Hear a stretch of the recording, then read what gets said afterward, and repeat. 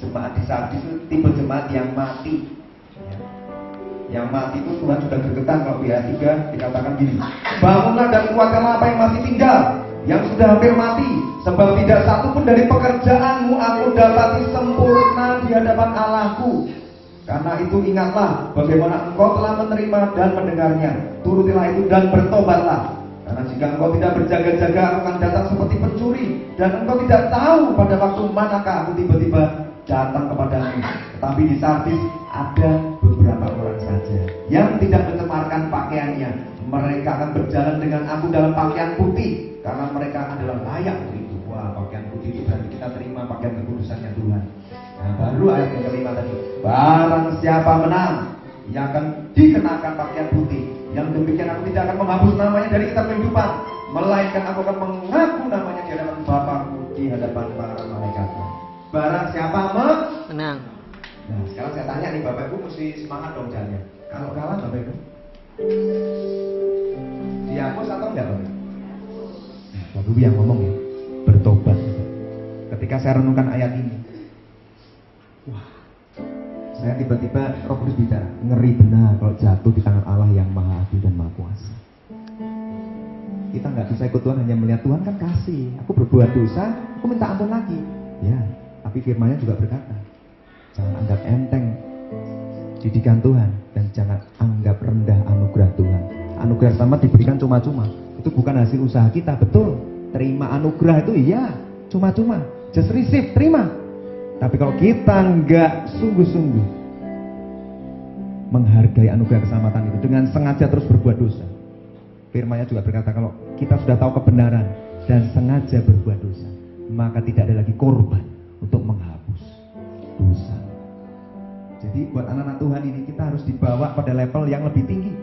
Jangan dibodohi iblis yang mengatakan nanti kalau berbuat dosa tinggal ngaku aja sama Bapak Gembala, didoakan, nangis-nangis kan udah bertobat, nanti berbuat dosa lagi.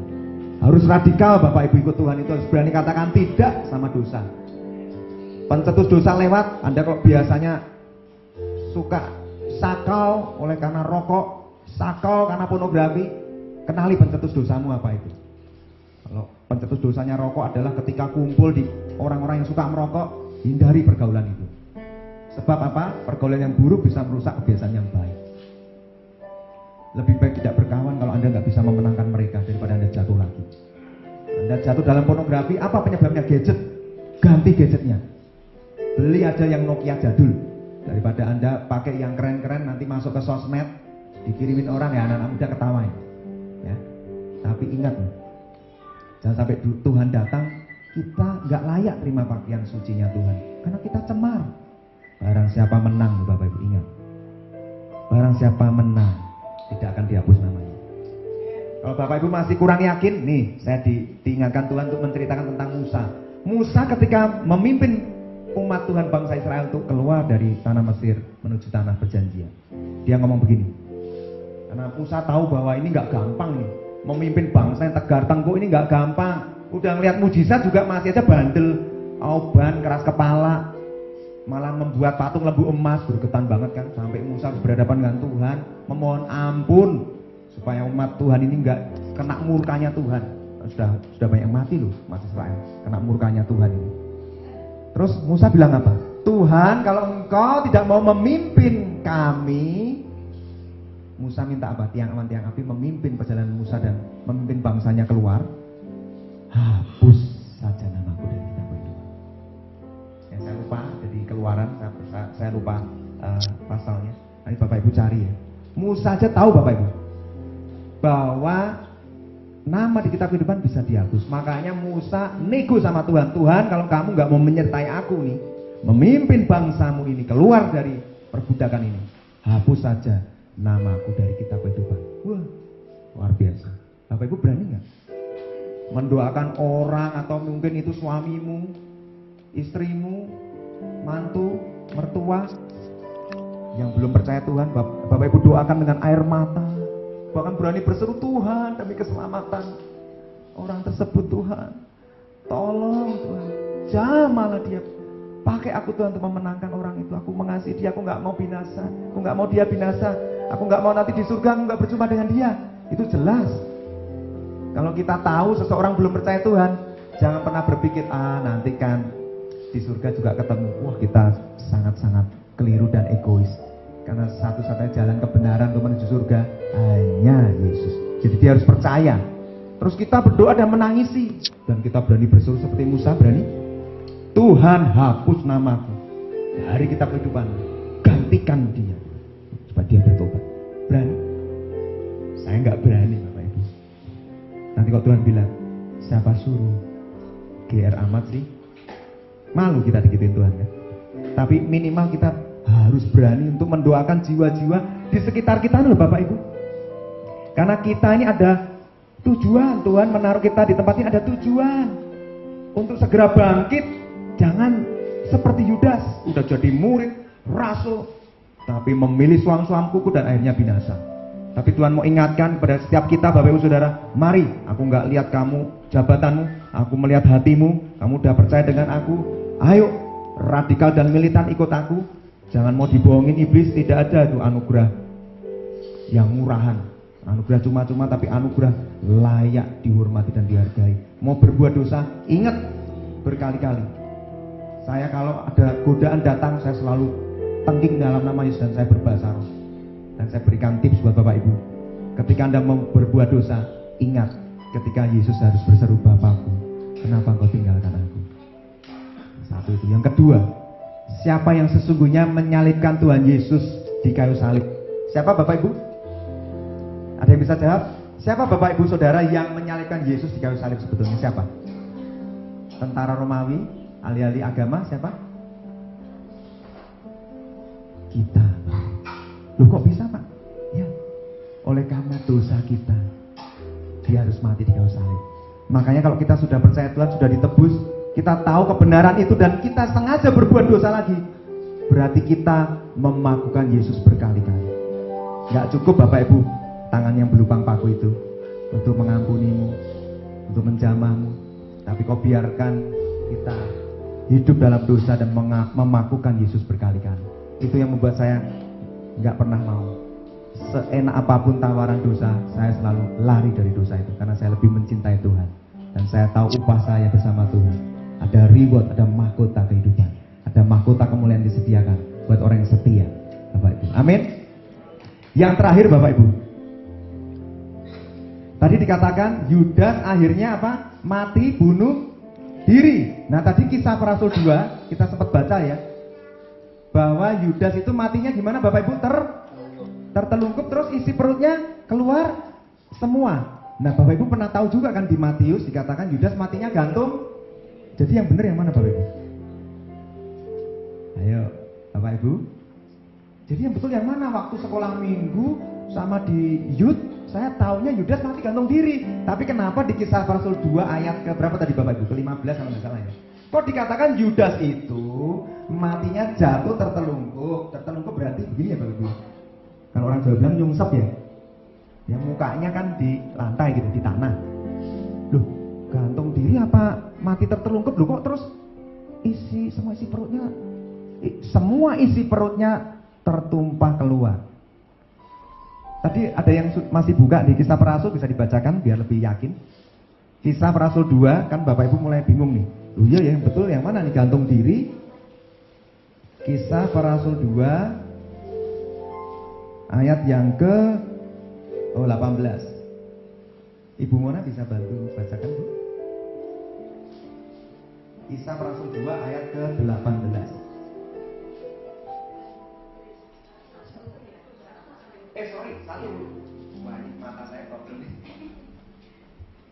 Demikianlah firman Tuhan, Kisah Para Rasul 1 ayat 18. Yudas ini telah membeli sebidang tanah dengan upah kejahatannya. Lalu ia jatuh tertelungkup dan perutnya terbelah sehingga semua isi perutnya tertumpah keluar. Bapak Ibu pasti bingung. Sama Bapak Ibu, saya juga bingung.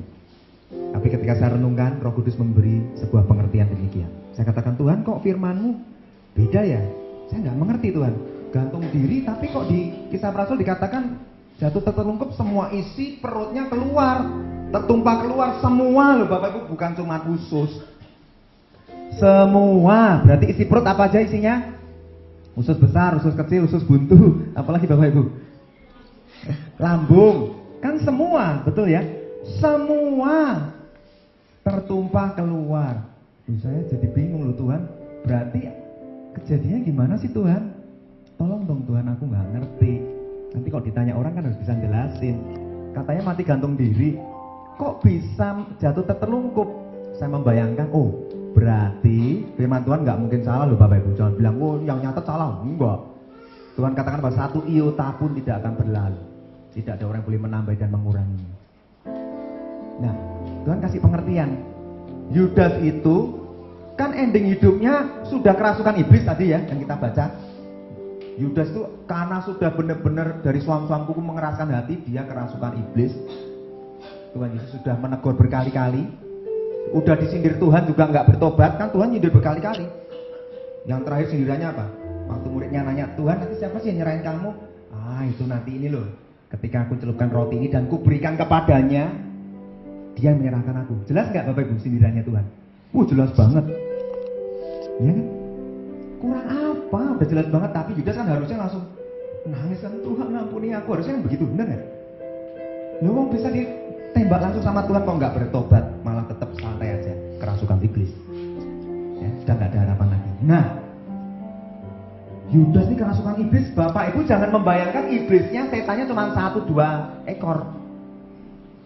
Pernah lihat nggak Bapak Ibu orang yang kerasukan setan dan ada yang mudah diusir, ada yang berjam-jam usirnya. Ketika ditanya, siapa kamu?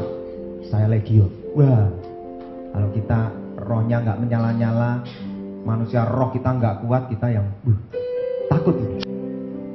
Anak-anak Tuhan ini, roh di dalam lebih besar. Tapi kenapa ada yang nggak bisa ngusir setan? Pertanyaannya, seberapa dekat kamu, Bapak Ibu Saudara mencintai Tuhan setiap hari? Apakah ada urapan dan kuasa dalam hidup kita? Makanya setan nggak mau keluar. Lah, Yudas ini Tuhan kasih hikmat kepada saya mengingatkan ketika aku di tepi Gerasa, ketika Tuhan menyandarkan perahunya di Pulau Gerasa, ketika dia mulai menginjak Pulau Gerasa itu, terus ada orang gila datang kan? Ingat gak Bapak Ibu kisah ini? Nah, orang yang kerasukan setan itu kan dirantai kakinya, tangannya, itu rantainya, waduh, besar-besar sekali, tapi bisa dipatahkannya. Nah, ketika ketemu Tuhan, dia menyebut dirinya siapa? Legion. Legion itu artinya 6.000 setan. Lo bayangin Bapak Ibu. Nah, satu orang dirasuki satu setan aja juga sudah puyeng. 6.000 makanya udah bener-bener kuat sekali. Nah, Yudas itu saya sangat yakin, tapi saya nggak mau spekulasi karena tidak ditulis di Alkitab. Saya yakin lebih dari satu dan banyak. Oleh sebab itu ketika Yudas gantung diri, setan itu kan begini, kalau sudah dapat jiwanya, dia senang. Oh ya, nemenin gua di neraka. Tapi setan bilang apa? Oh enak aja, lu matinya gampang bener.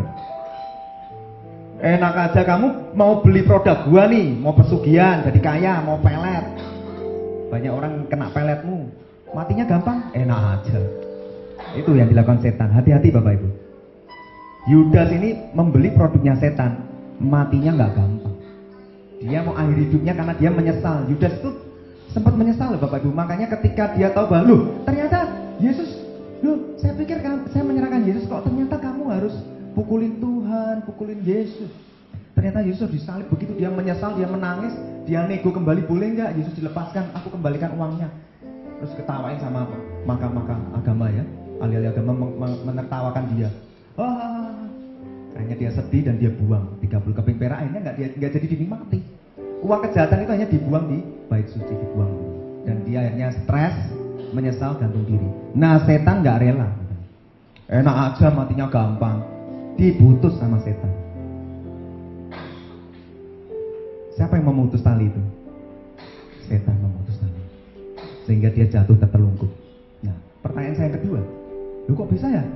Orang kalau gantung diri, kalau putus harusnya jatuhnya kaki dulu ya Bapak Ibu ya. Ini kok bisa tertelungkup ya? Berarti setan itu paling banyak tinggal di pikirannya Yudas dan di bagian perutnya. Nah ini Bapak Ibu harus belajar juga ya. Kalau kita sedang mendoakan orang yang kerasukan setan, apalagi orang yang penuh dengan roh amarah dan kepahitan, kebencian, kita tumpangkan tangan kita ini di bagian perutnya, dia pasti akan dalam nama Yesus.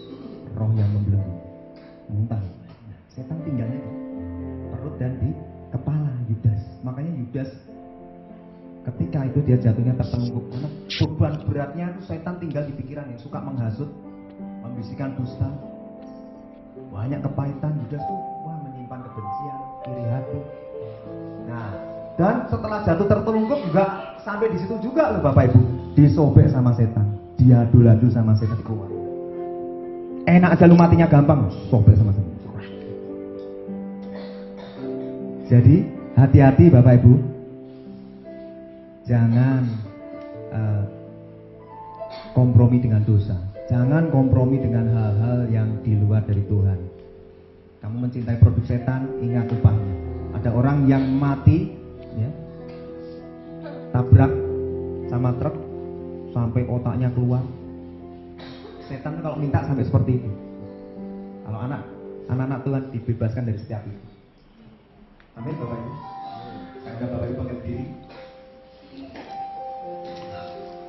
Biarlah firman Tuhan pada pagi hari ini Tuhan memberkati dan mengurapi setiap jemaat Bapak Ibu Saudara tempat ini ya Tuhan Yesus. Saya akan undang nanti Bapak Ibu Saudara untuk maju ke depan.